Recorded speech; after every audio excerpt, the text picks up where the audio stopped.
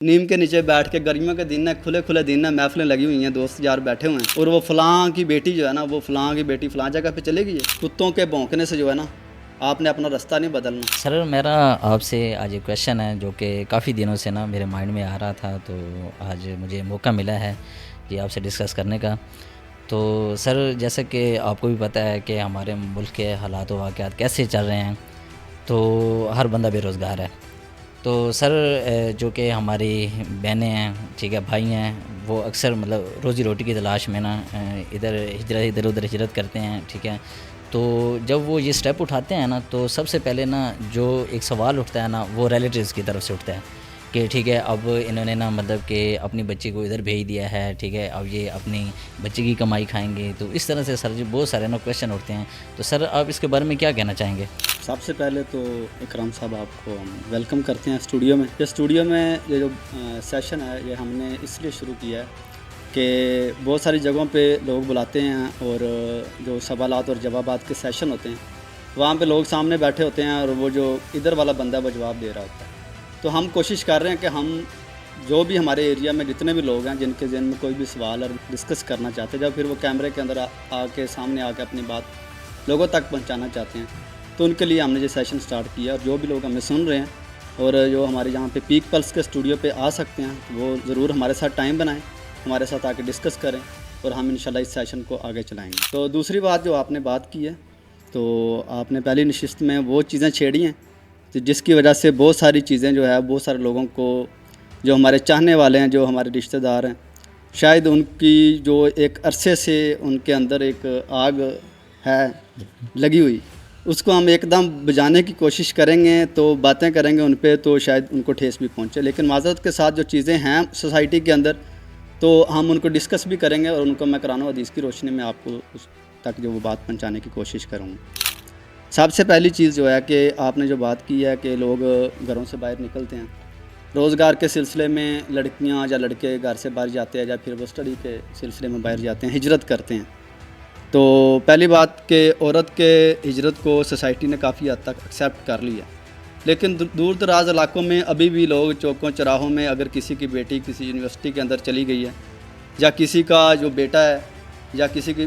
وہ یونیورسٹی کے اندر چلا گیا، تو وہ واپسی پہ اس سے یہ نہیں پوچھتے کہ آپ کیا پڑھ رہے ہو۔ محلے میں باتیں ہو رہی ہوتی ہیں، جو کو ایجوکیشن میں آیا، جو تعلیمی ادارے میں گیا اور وہاں پہ پتہ نہیں کیا کر رہا ہوگا،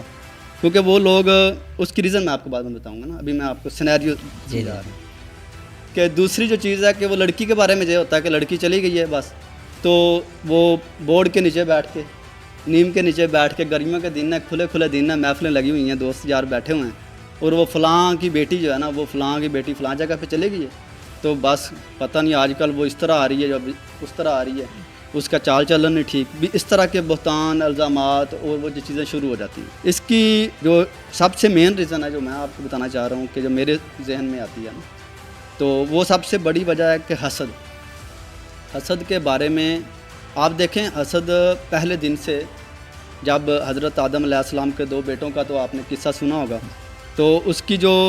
سب سے بڑی وجہ تھی حابیل اور قابیل کا جو معاملہ تھا، اس میں یہ تھا کہ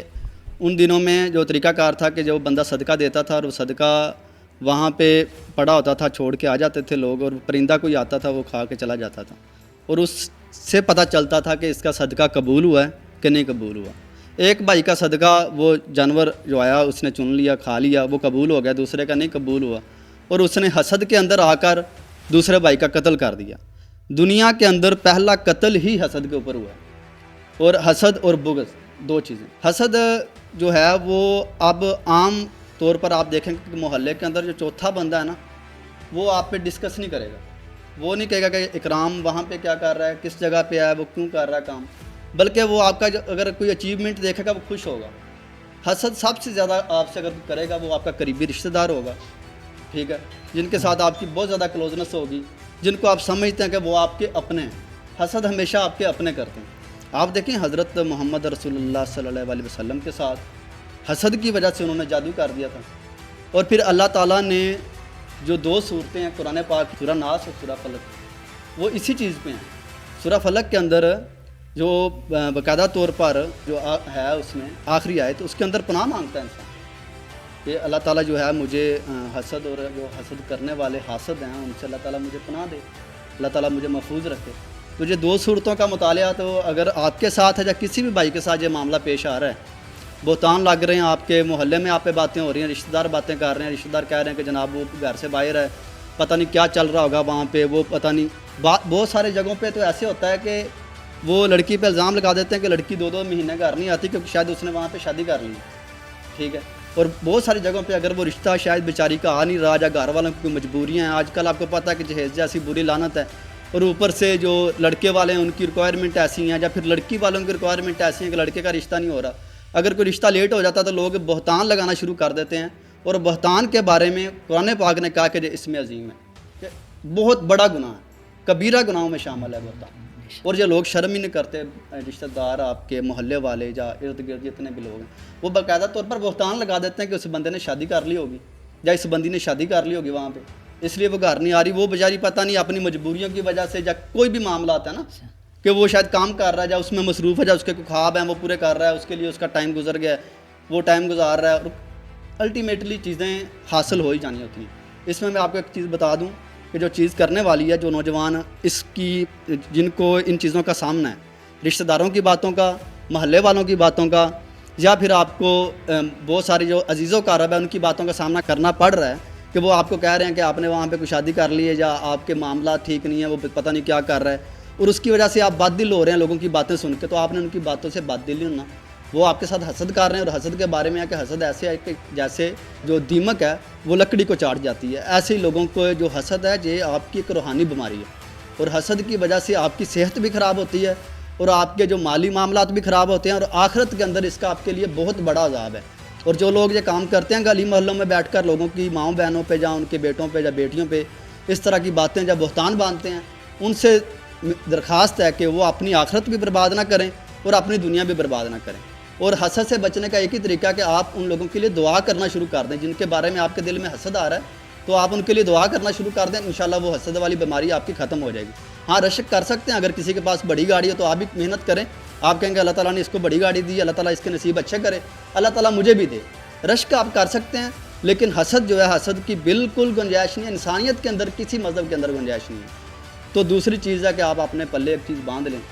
کہ لوگ باتیں کریں گے، لوگ بہتان لگائیں گے، لوگ آپ کو برا بھلا کہیں گے، آپ نے اپنی لائن سیدھی رکھنی ہے، آپ نے اپنی منزل طے کرنی ہے، اس کے لیے آپ نے محنت کرنی ہے۔ اللہ تعالیٰ نے فرمایا کہ انسان کے لیے وہی کچھ ہے جس کے لیے وہ محنت کرتا ہے، آپ محنت کریں اور محنت کا ثمر اللہ تعالیٰ دے گا۔